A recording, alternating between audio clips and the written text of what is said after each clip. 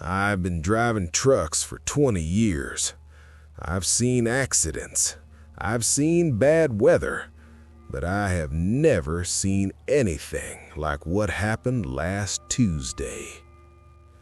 It was 3 a.m. I was driving on a long, straight road in Nevada. There were no other cars. There were no street lights. It was just me and the dark. My headlights hit something on the side of the road. It was a man. He was wearing a dirty red flannel shirt and blue jeans. He was just standing in the dirt. As I got closer, he raised his hand. He waved at me. He wanted a ride. I did not stop. My company has a strict rule: never pick up hitchhikers. It is too dangerous. I drove past him. I looked in my side mirror. He just stood there, watching my red taillights fade away. I drove for another 50 miles. That takes about an hour in a big truck. I turned on the radio to stay awake. Then, my headlights hit something again. I rubbed my eyes. I thought I was dreaming. It was the same man. Same red shirt, same blue jeans, same dirt on his face. He was standing on the side of the road, 50 miles away from where I saw him last. No car could have passed me. There were no other roads. He raised his hand. He waved. My skin went cold. I locked my doors. I pressed my foot down on the gas pedal. I drove faster. I told myself I was crazy. I told myself it was just a twin. 20 minutes later, I saw him again. But this time, he was not on the side of the road. He was standing in the middle of the lane. I slammed on my brakes. The truck screeched. I stopped just a few feet away from him. He looked right into my headlights. He was smiling. But his smile was too wide. It looked like his skin was ripping. I was terrified. I put the truck in reverse. I wanted to back up and drive around him. But then he started running. He did not run away. He ran toward my truck. He was fast, too fast for a human. He ran on all fours like a dog. He slammed into my driver's side door with a loud bang. I screamed. I floored the gas pedal. I drove around him in the dirt and got back on the road. I drove 80 miles per hour. I did not look back. But then I heard a sound. Tap, tap, tap. It was coming from my passenger window. I was afraid to look, but I had to. I turned my head. The man in the red shirt was there. He was running next to my truck at 80 miles per hour. He was looking in the window. He tapped on the glass again. He smiled, that wide, ripped smile. And then he whispered something. Even through the glass and the engine noise, I heard it. He said, "You forgot to say hello." Then he let go and vanished into the dark. I did not stop until the sun came up. I quit my job the next day. I will never drive at night again.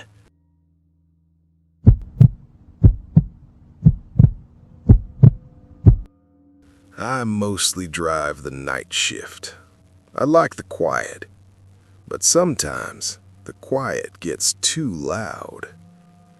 Last year, I was driving through a thick fog in the mountains of Tennessee. I could barely see the hood of my own truck. I was the only one on the road. I hadn't seen another car for 2 hours. To stay awake, I turned on my CB radio. Usually, Channel 19 is full of chatter, but tonight, it was dead silent, just static. Then A voice cut through the noise. "Breaker 19, you got a copy on that blue Peterbilt?" I froze. I drive a blue Peterbilt, but I hadn't passed anyone. No one could know what I was driving in this fog. I picked up the mic. "I copy. Who is this?" Silence, then static. I brushed it off. Maybe I passed a truck parked on the shoulder and didn't see it. 10 minutes later, the voice came back. It was closer this time, clearer. "You're going too fast, driver. The curve is coming." I looked at my GPS. The road was straight for the next 10 miles. There was no curve. I grabbed the mic again. "Who are you? Where are you?" The voice laughed. It wasn't a happy laugh. It was low and dry. "I am right behind you." I looked in my side mirrors. Darkness, fog, no headlights, no other truck. My heart started beating fast. I checked my rear camera monitor. Nothing. "I don't see you," I said into the radio. The voice whispered, "Turn on your dome light." My stomach dropped. How did he know my light was off? I didn't do it. I kept driving. I sped up a little. I just wanted to get out of the fog. Suddenly, a pair of headlights flashed in my rearview mirror. They were bright, blindingly bright. They were right on my bumper. I hadn't seen them approach. They just appeared. The radio crackled again. "I told you to slow down." I slammed on my brakes because I saw it, right in front of me, a sharp, dead man's curve. It wasn't on the GPS. The fog had hidden it. If I had kept going fast, I would have gone off the cliff. I stopped the truck, breathing hard. I was inches from the guardrail. I looked in the mirror to thank the driver behind me. There was no one there. No headlights, no truck, just the empty gray fog. The radio static stopped. The air felt heavy. I got out and looked at the road. There were tire marks on the asphalt, old ones. They went straight off the cliff edge. Later, at a truck stop, I asked an old waitress about that curve. She went pale. She told me a driver in a blue Peterbilt went off that cliff 10 years ago. He was on the radio when he died, warning others to slow down. I still drive that route, but I keep my radio off.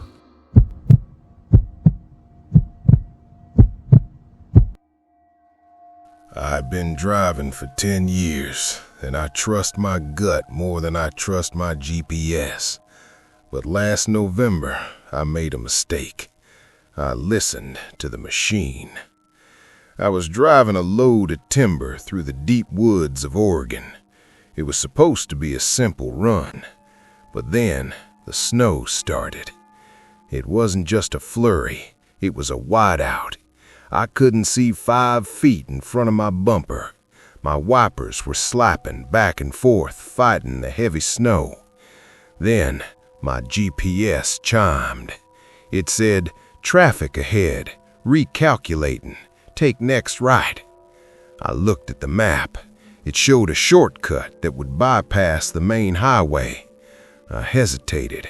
The road to the right looked small. It was unpaved, but the snow was getting worse, and I didn't want to get stuck on the mountain. I took the turn. The road was narrow.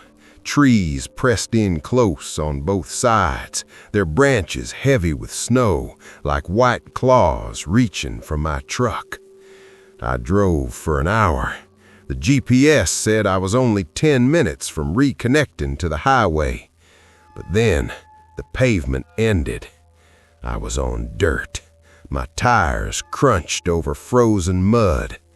The GPS said, "Recalculating." I looked at the screen. The blue line was spinning. It had lost the signal. I picked up my CB mic and asked if anyone was out there. I told him I took a wrong turn. Static, just white noise. I decided to turn back. I couldn't risk getting stuck in the mud. I found a slightly wider spot in the road and started to back up. That's when I saw the sign. It was an old wooden sign nailed to a tree. It was painted by hand in red paint. It said, "Turn off your lights." It didn't make sense. Why would I turn off my lights in a snowstorm? I ignored it. I kept backing up. Then I saw another sign nailed to the next tree. It said, "They can see you." A chill ran down my spine that had nothing to do with the cold. I put the truck in drive. I needed to get out of there. I pressed the gas, but as I moved forward, I saw something in my side mirror. A light. It wasn't a headlight. It was a soft orange glow floating in the woods. It was moving parallel to my truck. I drove faster. The light moved faster. Then I saw another one on the left, and another. Soon there were dozens of them, orange orbs floating between the trees, keeping pace with my truck. My GPS screen flashed. It didn't show a map anymore. It showed text. It read, "Don't stop." I almost dropped the wheel. My GPS isn't connected to the internet. It can't send messages. I drove faster, bouncing over potholes. The timber in my trailer slammed around. Suddenly, a figure stepped into the road. I slammed on the brakes. The truck slid sideways, stopping just inches from him. It was a man. He was wearing a yellow raincoat. He had his back to me. He was standing perfectly still in the headlights. I leaned forward to look up through my windshield. Above the truck, the trees were filled with people. Dozens of them, men, women, children. They were perched on the branches like birds. They were all wearing yellow raincoats, and they were all staring down at my truck with wide black eyes. I screamed. I threw the truck into reverse. The man in the road turned around slowly. He had no face, just smooth, pale skin, no eyes, no mouth. And then my truck stalled. The engine died. The headlights cut out. I was plunged into total darkness. I turned the key. It just clicked. Nothing happened. I grabbed my flashlight and clicked it on. The beam cut through the dark cab. I looked out the windshield. The man was gone. I looked up at the trees. They were empty.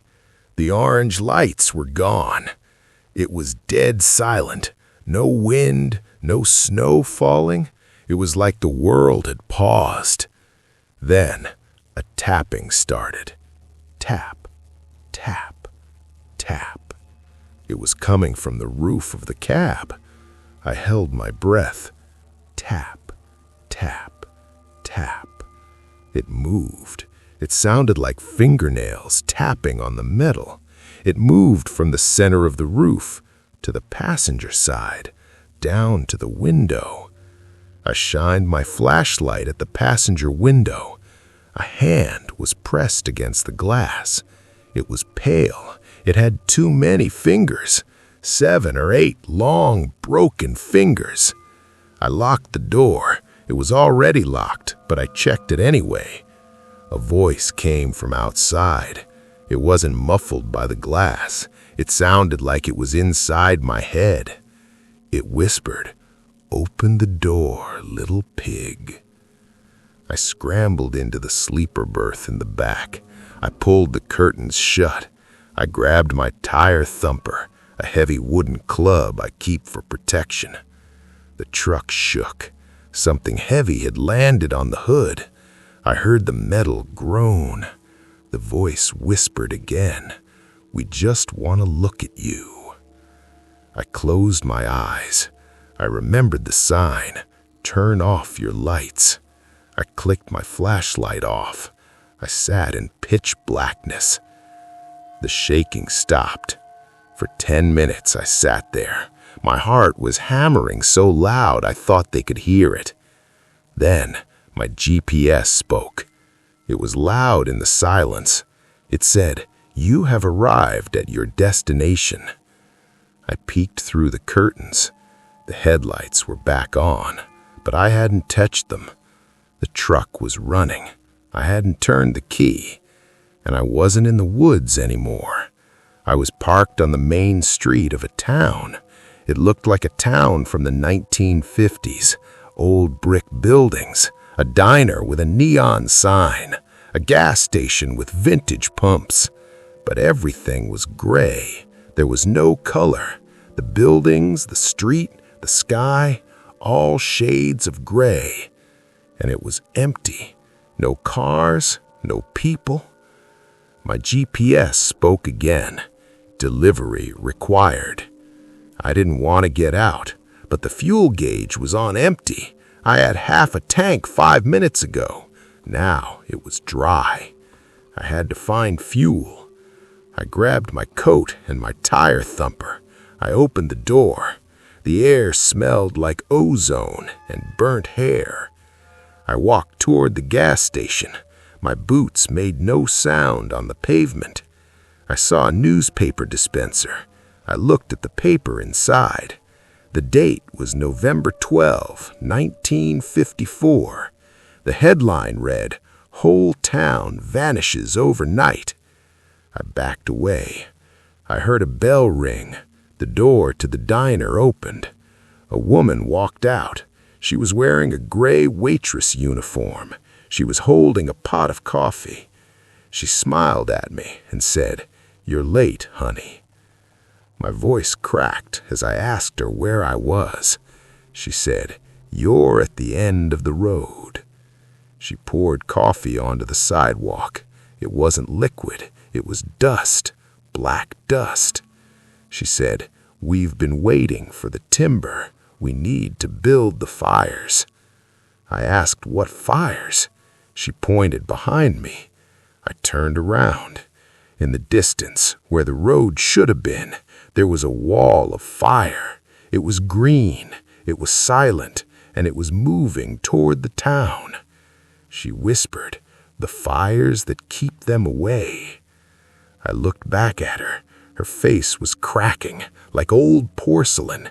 Pieces of her cheek fell off, revealing darkness underneath. She said, "Run." Her voice changed. It became deep and demonic. "Run!" I sprinted back to my truck.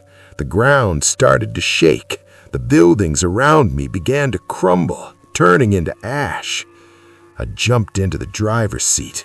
The fuel gauge was suddenly full. I turned the key. The engine roared. I slammed it into gear and spun the truck around. I drove toward the darkness at the other end of town, away from the green fire. As I passed the diner, I saw the windows were full of people. They were all screaming, but there was no sound. They were banging on the glass, their faces melting. I hit the gas, 60 miles an hour, 70. The road dissolved into dirt again. I was back in the woods. The orange lights returned. They were chasing me, swooping down from the trees. One of them hit my windshield. It wasn't a light, it was a bird made of fire. It exploded into ash on impact. My GPS screamed, "Make a U-turn, make a U-turn." I ripped the GPS off the dashboard and threw it on the floor. I saw headlights ahead, real headlights, a snowplow. I honked my horn. I flashed my lights. The snowplow didn't move. It was blocking the road. I slammed on the brakes. The truck skidded on the ice. I squeezed my eyes shut and braced for impact. But there was no crash. I opened my eyes. It was morning. The sun was shining on the snow. My truck was parked on the shoulder of the main highway. The engine was off. A state trooper was knocking at my window. I rolled it down. I was shaking. He asked if I was okay. He said I'd been parked there for 6 hours. I stammered about the town, the gray town, the fire. The trooper frowned. He told me there was no town out here, just forest for 100 miles. I looked at my dashboard. My GPS was gone. The wires were torn out. I looked at my fuel gauge. It was full. I got out of my truck to check my trailer. The load of timber was gone. The trailer was empty, except for one thing. In the center of the trailer floor, there was a pile of black dust, and sitting on top of the dust was a yellow raincoat. I picked it up. It was wet. Inside the collar, there was a name written in marker. It was my name, Ryan. But the handwriting, it looked like it was written by a child. I dropped the coat. I got back in my truck and drove. I didn't stop until I was out of the state. I don't use GPS anymore. I use paper maps. And if I ever see a detour sign pointing into the woods, I turn around, because I know that somewhere, on a road that doesn't exist, a gray waitress is still waiting for her timber, and she knows my name.